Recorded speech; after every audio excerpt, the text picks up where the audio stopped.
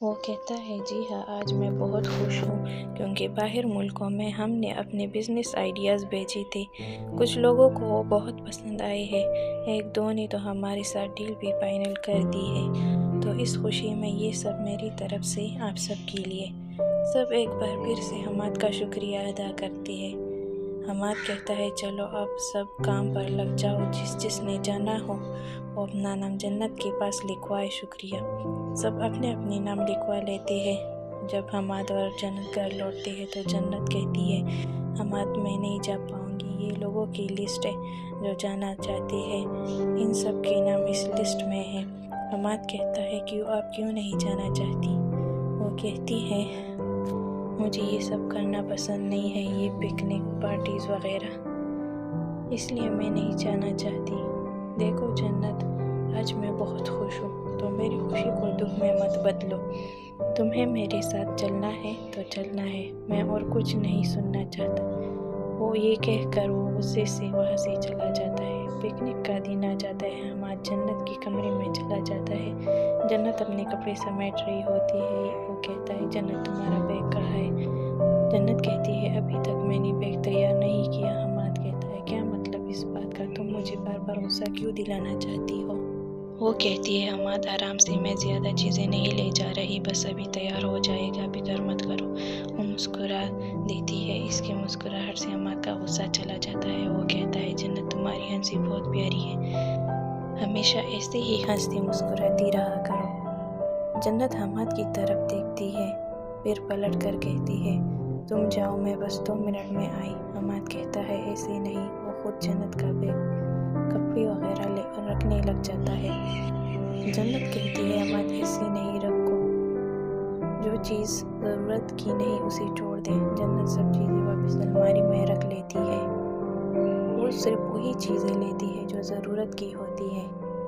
حماد بھی اس کی مدد کرتا ہے۔ حماد کہتا ہے جنت یہ سب تو ہو گیا، اب چلو ناشتہ کر کے نکلتے ہیں، بہت دیر ہو گئی ہے، لوگ انتظار کر رہے ہوں گے۔ وہ کہتی ہے ٹھیک ہے، میں بس ابھی آئی، تم جاؤ۔ حماد کہتا ہے ٹھیک ہے، جلدی آنا اور دیر نہیں ہونی چاہیے۔ ناشتہ کرنے کے بعد وہ آفس کے لیے نکل جاتی ہے۔ آفس پہنچ کر حماد سب کو کہتا ہے چلو سب جلدی کرو، بس آ گئی ہے۔ نکلتے ہیں۔ سب اپنے اپنے بیگز اٹھا کر بس کی طرف بڑھنے لگتے ہیں۔ جنت چلتی چلتی کھڑی ہو جاتی ہے۔ حماد اسے دیکھ کر اس کے پاس آ کر کہتا ہے جنت کیا ہوا، گھبرا کیوں رہی ہو؟ وہ کہتی ہے حماد میں اس طرح اکیلے کہیں نہیں گئی ہوں تو مجھے تھوڑا ڈر لگ رہا ہے۔ حماد کہتا ہے کس بات سے ڈر لگ رہا ہے، اور تم اکیلے کہاں جا رہی ہو؟ میں جو ہوں تمہارے ساتھ، تمہیں اکیلا نہیں چھوڑوں گا، بھروسہ رکھو مجھ پر۔ جنت اسے دیکھتی رہتی ہے۔ حماد اس کا ہاتھ اپنے ہاتھ میں لے کر کہتا ہے چلے اب؟ وہ کہتی ہے جی چلتے ہیں۔ سب بس میں چڑھ جاتے ہیں۔ حماد کہتا ہے کوئی بھی میری بات کے خلاف نہیں جائے گا، جو بھی میں ابھی کہہ رہا ہوں اسے غور سے سنو۔ سب کہتے ہیں جی سر، جیسے آپ کہیں۔ وہ کہتا ہے کوئی بھی میری اجازت کے بغیر اکیلے کہیں نہیں جائے گا، کوئی ایک دوسرے سے ایسی مذاق والی حرکت نہیں کرے گا جس میں دوسرے شخص کو خطرہ ہو۔ ہر ایک اپنی سامان اور چیزوں کی دیکھ بھال خود کرے گا۔ اگر کوئی بھی ان سب باتوں کی خلاف ورزی کرے گا تو ذمہ دار پھر میں نہیں ہوں گا اس کی۔ سب یک زبان ہو کر کہتے ہیں ٹھیک ہے سر، ہم دھیان رکھیں گے۔ جنت سب سے پیچھے والی سیٹ پر جا کر بیٹھ جاتی ہے۔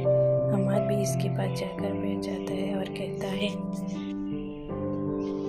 جنت پیچھے آگے کیوں بیٹھ گئی، آگے تو جگہ تھی۔ جنت کہتی ہے نہیں حماد، میں یہی ٹھیک ہوں، اگر تم چاہو تو آگے بیٹھ سکتے ہو۔ وہ کہتا ہے ایسے کیسے، میں نے کہا تھا نا کہ میں تمہارے ساتھ رہوں گا، تو اب آگے کیوں بیٹھوں جبکہ تم پیچھے بیٹھی ہو۔ گاڑی چلنے لگتی ہے۔ سب لوگ انتہائی خوش ہوتے ہیں، کوئی گانا گا رہا ہوتا ہے، کوئی ڈانس کر رہا ہوتا ہے۔ جنت چپ چاپ بیٹھی رہتی ہے۔ حماد اس کا ہاتھ اپنے ہاتھ میں لے کر کہتا ہے جنت کیا بات ہے، جب سے تم نے پکنک کے بارے میں سنا ہے تم عجیب سی ہو گئی ہو، خاموش رہنے لگی ہو، اگر کوئی بات ہے تو مجھے بتاؤ۔ وہ کہتی ہے نہیں حماد، ایسی کوئی بات نہیں ہے۔ وہ کہتا ہے تو پھر ایسے مت بیٹھو، سب مستی کر رہے ہیں، میں چاہتا چاہتا ہوں تم بھی سب کے ساتھ مل کر موج مستی کرو، خوشی مناؤ۔ وہ کہتی ہے ٹھیک ہے میں کرتی ہوں، اور فکر مت کرو میں ٹھیک ہوں۔ وہ ہلکی سی مسکرا کر حماد کی طرف دیکھتی ہے۔ حماد کہتا ہے یہ ہوئی نا بات۔ کچھ گھنٹے بعد گاڑی ایک خوبصورت پہاڑی علاقے میں داخل ہو جاتی ہے۔ حماد کہتا ہے دیکھو سب یہ ہے وہ علاقہ جہاں ہم پکنک منائیں گے۔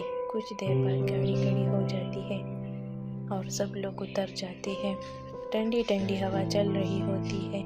پہاڑ کی چوٹی سے نیچے کا نظارہ انتہائی خوبصورت منظر پیش کر رہا ہوتا ہے۔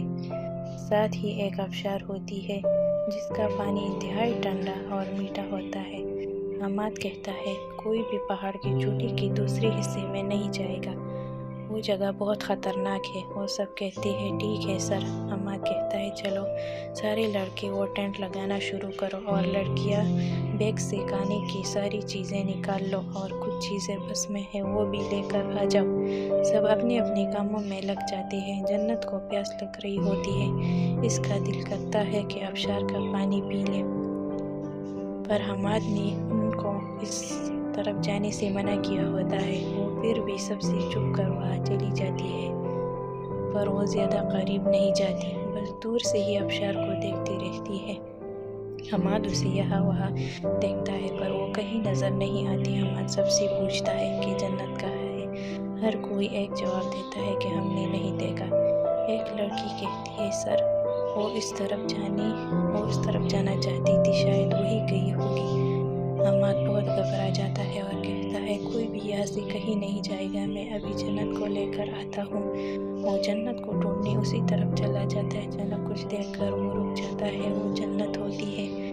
وہ بڑی دور سے آبشار کو دیکھ رہی ہوتی ہے اور ٹھنڈی ہوا اس کے گالوں کو چھو رہی ہوتی ہے۔